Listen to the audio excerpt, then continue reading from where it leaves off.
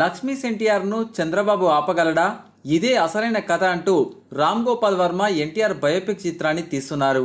లక్ష్మీ ఎన్టీఆర్ పేరిట ఇప్పటికే హైప్ తీసుకొచ్చిన సంగతి తెలిసిందే. ఈ సినిమా దాదాపు పూర్తి చేసుకుంది. ఈ నెల 22న థియేటర్లకు రానుంది. విజయదశమి రోజున ప్రారంభించిన ఈ సినిమా 3 నెలల్లో పూర్తి చేస్తానని చెప్పిన వర్మ అనుకున్నట్లుగా సినిమాను పూర్తి చేశారు. ఈ సినిమాకు సంబంధించి ట్రైలర్ పాటలను విడుదల చేసి అందరి దృష్టి ఆకర్షించారు. ట్రైలర్ను బట్టి చూస్తే పక్కాగా Telugu Desam party AP CM Chandrababu నాయుడికి వ్యతిరేకంగానే తీసినట్టు తెలుస్తోంది. ఈ తరుణంలో లక్ష్మీ ఎన్టీఆర్ సినిమాకు అడ్డంకులు టీడీపీని సృష్టిస్తుందనే ప్రచారం జరిగింది. ప్రభుత్వానికి వ్యతిరేకంగా కొన్ని చోట్ల వ్యాఖ్యలు, సీన్స్ ఉండడంతో సినిమాను విడుదల కాకుండా చేస్తారని అనుమానాలు వ్యక్తమయ్యాయి.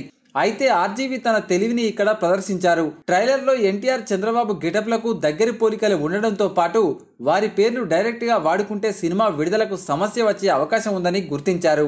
ఈ నేపథ్యంలో సినిమాలో డైరెక్ట్ గా పేర్లు వాడకుండా అక్కడక్కడ మార్పులు చేసినట్లు తెలుస్తుంది. సినిమాలో పార్టీ రంగు పసుపు కాకుండా కొంచెం పసుపును పోలిన కలర్ను వాడి అందులో రిక్షా గుర్తును పెట్టారు. సాధారణంగా టీడీపీది పసుపు జెండాపై సైకిల్ గుర్తు ఉంటుంది. కానీ ఆర్జీవీ రిక్షా గుర్తును వాడారు. అయితే ఈ గుర్తు ఎంచుకున్న వ్యక్తి కొద్ది రోజుల్లోనే అధికారం చేపట్టారని పరోక్షంగా ఎన్టీఆర్ గురించే ప్రస్తావించినట్టు తెలుస్తోంది. ఇక ఎన్టీఆర్, చంద్రబాబు పేర్లు కాకుండా వేరే పేర్లు జోడించారని సమాచారం. దీనికి లక్ష్మీపార్వతి కూడా అభ్యంతరం చెప్పకపోవడంతో ఆర్జీవీ ఫైనల్ చేసేశారట.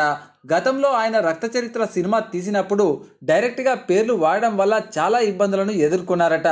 దీంతో సినిమా విడుదల సమయానికి పేర్లను మార్చారు. ఇప్పుడు కూడా ప్రభుత్వం, పార్టీ నుంచి ఎలాంటి ఇబ్బందులు తలెత్తకుండా ఆర్జీవీ ఈ నిర్ణయం తీసుకున్నట్టు తెలుస్తుంది. మొత్తానికి ఆయన టీడీపీ అధినేత చంద్రబాబుకు చిక్కకుండా లక్ష్మీ ఎన్టీఆర్ను విడుదల చేయడానికి ఆర్జీవీ గట్టి ప్లానే వేశారు మరి.